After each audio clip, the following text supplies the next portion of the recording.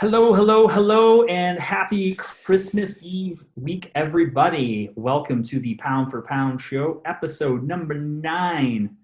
Every week I say this, it's amazing we've been on the air this long and haven't been kicked off yet. Let's see if we can make it another week. Here to recap the final UFC card of the year this week. Should be a pretty brief episode, but we're going to get through what was a pretty fun card. I enjoyed it quite a bit, probably more than I expected to. So, joining me as always is Ben the Elf and Russ. Thank you guys for showing up. Let's get right into it and talk about that main event.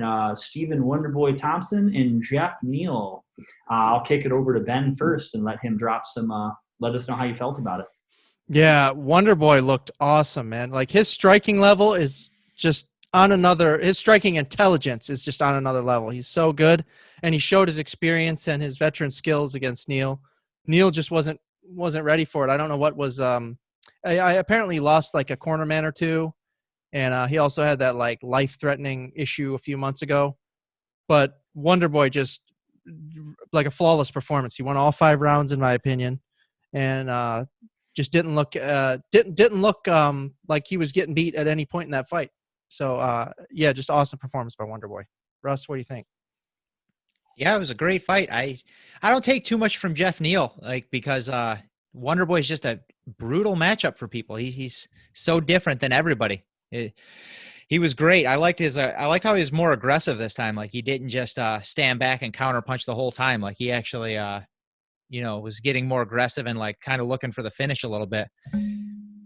I mean, I thought I picked Jeff Neal to win. I thought he was gonna. I thought he was trending a little better upward, and Wonderboy had like a year off and he's 38 years old. I thought he might lose, but very, very wrong. I mean, Wonderboy looked amazing, and now and afterwards called out Masvidal, which like I didn't even think about that fight, and now like I need that fight. Like, yeah, it didn't even cross my mind, but once he said it, I was like, yes, the nicest mother effer against the baddest mother effer. Like they already fought once, right? Did they? Yeah, back in the I don't day. remember that. Wonderboy beat him. Oh, nice. Give it to us again. I want to see it. I agree. That'd be a fun fight. Yeah, there were actually points at that fight where like I literally felt like I was watching The Matrix. Like Jeff Neal would go to hit him and Wonderboy was behind him. Like, how does that happen? You can't like morph through a person and get behind them while they're throwing a punch at you, but it happened numerous times. It was, a really incredible performance. Stephen Thompson, I know had a couple of slower fights, but overall just a super unique fighter, super fun guy to watch, and won a couple in a row. So excited to see what's next for him. I hope they give us that fight, and if not that fight, they give him another exciting opponent to get in there with a pretty highly ranked guy. So I always like to see him. Co-main event, we got Aldo and Chito Vera. Aldo picking up the decision victory in that one. Russ, how'd you like that fight?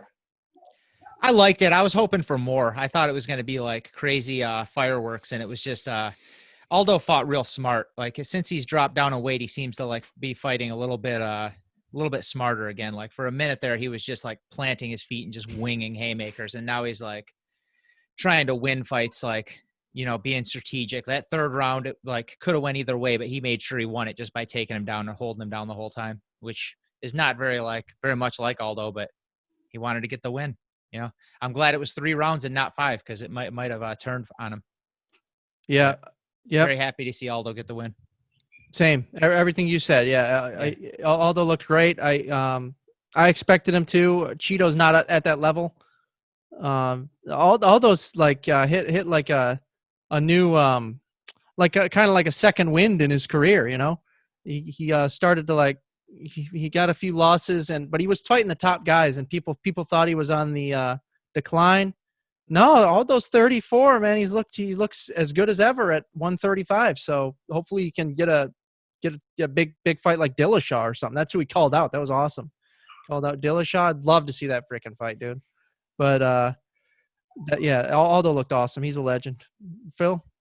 Agreed. Yeah, I thought, again, I think Russ was spot on. I agree. He just is fighting a different style. And I think, when he was younger, he just had the physical tools. He was so fast and he hit so hard. And you reach a point in your career where you can't do that anymore. And you have to rely on what you've learned over your career, be a little bit wiser, a little bit smarter about what you do. And I think, he started to figure that out and has been more effective in those fights. And, he even, a couple of the fights he lost, like he looked good in the first couple rounds of that Peter Yan fight as well. And Yan's the champ. So, he definitely, has kind of reinvented himself, which is always cool to see when those guys do that. Usually it's reserved for the heavyweights. They do that. They reinvent themselves when they're like in their late 30s. So, but yeah. Quickly, we can touch on the rest of the card real quick. Chaos Williams and Pereira didn't go. I think we all picked Chaos to win that fight. Didn't go that way. A very different looking fight than I expected. Ben, how'd you like it? Yeah, Pereira looked great. I mean, he's more skilled than I thought. Just he had better striking all around than Chaos. Chaos seems like Chaos was just winging these punches, and he's just he was looking too much for that knockout. He wasn't fighting too technical. I think he got like, those fighters that get hooked on getting the big knockouts. He just wanted that, and Pereira or however you say his name, he just picked him apart. Kind of looked real good. Russ? Yeah, I thought it was pretty even standing. I thought Chaos did pretty good the first couple rounds, and it could have went his way, but then the third round he took him down. Like, I mean, you couldn't have seen that coming from him. Like, he's never done that in a fight. And now, like, we know, like if you see Chaos matched up against somebody that like wrestles, it's going to be trouble. Like, it looked pretty obvious to me that was a big weakness. Mm-hmm. We'll go back another one where we probably were unanimously agreed that Marias was going to get the best of Rob Font, and not how it went down at all. So a very, very different fight. Russ, how'd you like that one? That one was the most surprising of the night to me. Like, Mariah, like, he looked different right from the start. Like, he was shooting takedowns like a minute in, and he's never done that. I was like, did that Sandhagen kick really mess him up that bad? Like, but I mean, got to give credit to Font. His striking looked amazing. I mean, he's training with Qatar, I guess, so they must be doing some serious training, because they've improved massively, both of them. It was impressive. Yeah, Font looked amazing. Best I've ever seen him look. Is like he's never looked like that in the UFC, and against a guy like Marai, that puts him in the top 5, probably, in my opinion, top 7. So and he called out Dillashaw too. That's crazy. Yeah, that's crazy. Right after his fight, that'd be a good fight too. I mean, I think a good return fight for Dillashaw. Yeah, that'd be awesome too. But Font looked amazing. I think people are going to regret calling out Dillashaw. I think they forget how tough that dude is, man. Yeah, exactly. I think he's going to come back and remind some folks that that was a poor decision. And because I don't think he was just juiced to the gills. I think that he's going to be pretty close to that good still. And I think he's going to come back, and people are going to regret trying to make a name off of Dillashaw. So, I expect him to be right back at the top of that division, fighting for the title pretty quickly upon his return. So same. Agreed. Yeah, he's one of the most fun fighters to watch. I'm super hyped for his return in 2021. Mm-hmm. That'd be awesome. He's awesome. Agreed. And then lastly, we'll touch on the, Marcin Tybura and Greg Hardy. Finally, we got to see that fight go the way we wanted it to. Greg Hardy going down to defeat. So, Ben, how'd you like that? Everyone rejoiced when Greg Hardy got finished. Didn't he get finished, right? Oh yeah. Yeah. That was he looked like he needed his inhaler. You know what I mean? Like, but Tybura though, this guy is on like the short list for Fighter of the Year. I don't know if you guys know this. He's 4-0 in 2020. So I mean, you can put him up there. That's tough to do at heavyweight. Yeah, you can put him up there with Davison and Kevin Holland and Chimaev and Tybura. You can put him on the top 5 Fighters of the Year. But yeah, awesome to see Greg Hardy lose. Awesome. What do you think, Chris? It was Christmas came early around here. I was so happy when he got taken down. It was like one of the only times where like I did not want the ref to stop it when like extra shots were being landed. I was like, no, let it go. Like he might recover. Like even though once he was down, like it was a wrap. Like he has nothing on the ground. Not to mention he has one good round. Like his gas tank was gone. Yeah. It was a beautiful thing to see. Like stop hitting him. He's dead already. Yeah, it was good to see. I mean, there's nobody that's easier to root against than that guy. Yep. He's definitely pretty high on the top of that list. So, but yeah, overall it was a fun card. I was glad they closed out the year with such a good card. It was a fun. And, you know, maybe not a lot of the biggest names on paper, but it was a good event. So a good way to close out the year. So, and just so everybody knows, we are going to do a year-end card, a year-end show probably next week. We'll get that up for you guys and kind of recap this crazy year that was 2020. UFC, a lot of positive things to say. You know, they were first back at it, and we'll get into that a little bit deeper next week. So, and now let's take a look back at the best bets from last week.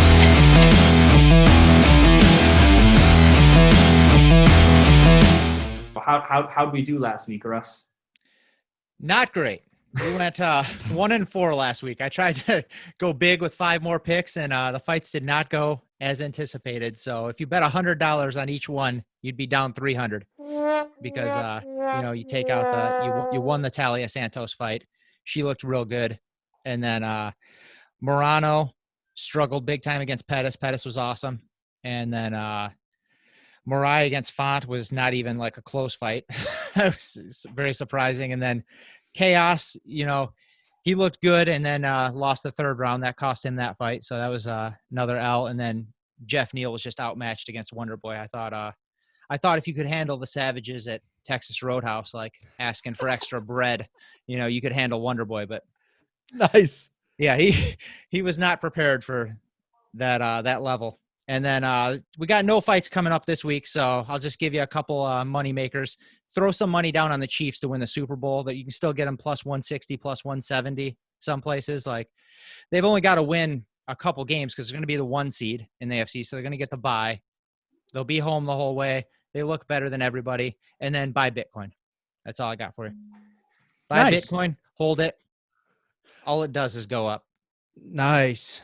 Just a couple of quick things, you know, we'll, close out this week's show with some Christmas talk. So first of all, you know, I know you guys wanted to chat about, thought a couple of your favorite Christmas movies. What are you guys going to be watching over the next couple of days? Well, Ben, you look too excited to not go first, so we'll let you get to it. Yeah. So the essential Christmas movies, here you go.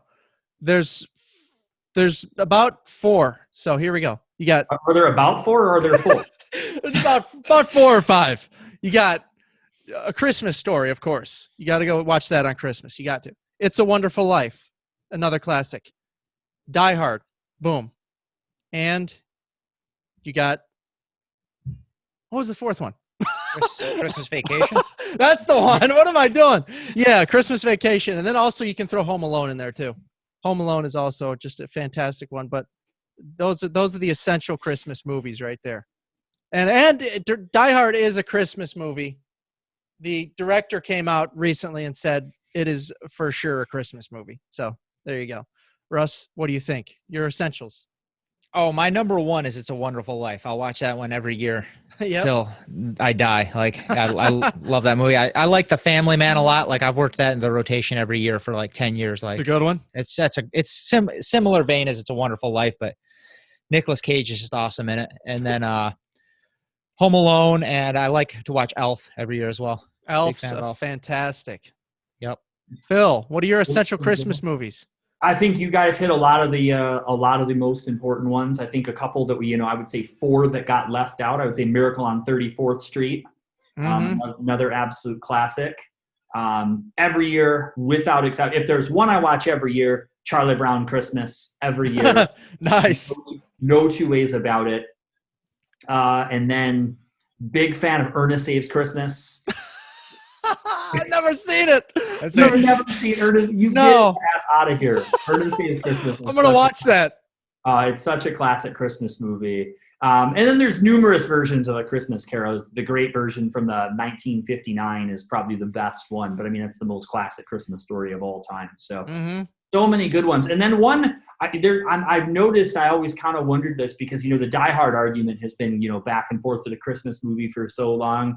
I'll let you guys and the fans ponder this. If Die Hard's a Christmas movie, is Batman Returns a Christmas movie? You got it.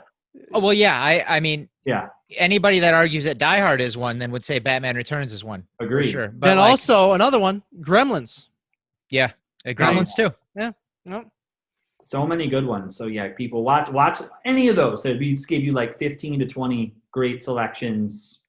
feel free to watch any of those over the next few days. Some good ones for sure. I'm glad you guys stuck in some of the classics. I thought I was going to sound like the resident old guy, all the classics. No, I just watched a classic for the first time the other night. You heard of this one, White Christmas? Hmm? Yeah, I watched that. 1954. That was pretty good. Pretty good. It was in like the top 10s, so I watched it. It was pretty good. But yeah. Oh, and I also watched The Night Before. That was pretty good. I like that one. Yeah. Seth Rogen and them. Yep. That's pretty funny. Good stuff. I know more, you guys want to chat a little bit about Christmas dinner, Christmas foods. We'll kind of lump these two items together. What are you guys looking forward to for your Christmas dinner? What are you guys doing for Christmas this year? Obviously, probably a little more limited than what you would normally do, but what are you guys doing? What are you guys eating? Russ? Well, we already celebrated with Aaron's family. We all had to wear a mask the whole time and be in like separate areas of like the living room, like socially distanced apart. It was awkward as hell, but like that's what you have to do to keep people comfortable nowadays. I mean, it was still fun. It was nice seeing people and everything, you know what I mean? But like, it wasn't anything like a normal Christmas where like you hang out all day and play games and eat and stuff. There was like, none of that. It's just like exchange some presents, see people, can't hug them, which, I mean, it's just weird. Like, and then I guess we're going to do the same thing at my mom's, but 1 year. I just keep saying it's 1 year. We'll be good to go in 2021, and then move on. Yeah, we're gonna do the whole mask thing. Be in little corners of the room, space or whatever, and exchange gifts, and that's that. I mean, I guess we ain't eating or doing nothing, which is lame, but it is what it is. You gotta do that to keep everyone safe. So, but also if I could, one thing I love on Christmas during Christmas time, eggnog, man. Eggnog is so freaking good, man. I could just like inject that stuff into my vein. Like, OD. You probably shouldn't do that though. Yeah. I would OD on eggnog, man. I mean, it's probably I wouldn't inject it, but it's probably better than drinking it because it's gross. How dare you, Phil? That's the end of this show, Phil. I can't work with someone who. We should touch on the huge boxing weekend. It was a big boxing weekend. Triple G fought on Friday and Canelo on Saturday. Like two of the best pound for pound dudes on the planet fought. Yeah, should you're right. mention it. Yeah, absolutely. And they both, they both reminded everybody why they're so great. Triple G on Friday just overwhelmed his opponent, just walked him down. And it was great to see, really in the aftermath, he really utilized more of his boxing skill. And it seems like people are quick to write him off as he's getting towards the later end of his 30s, but he continues to advance as a fighter. He continues to look like a better boxer, and combined with that power, it makes him a dangerous dude.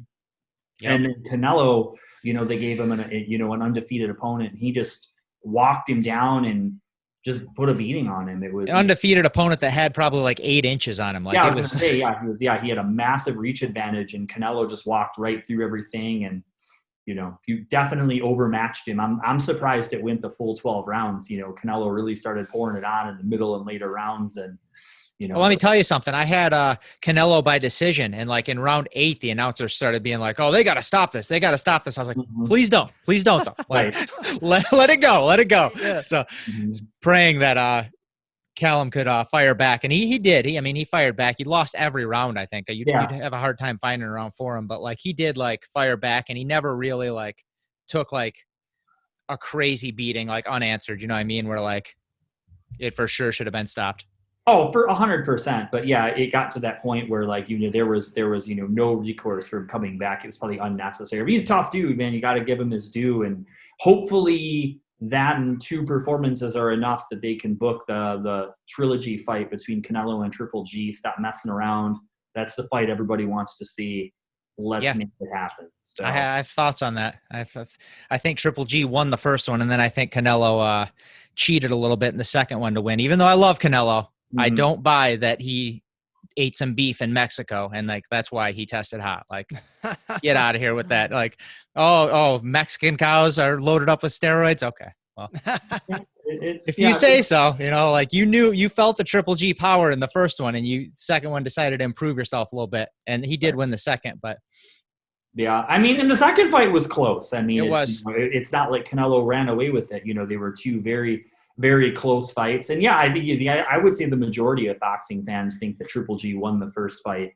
You know, so, but yeah, you know, I think they should let him go again and make it old school rules, 100 rounds if it's got to fight to a finish.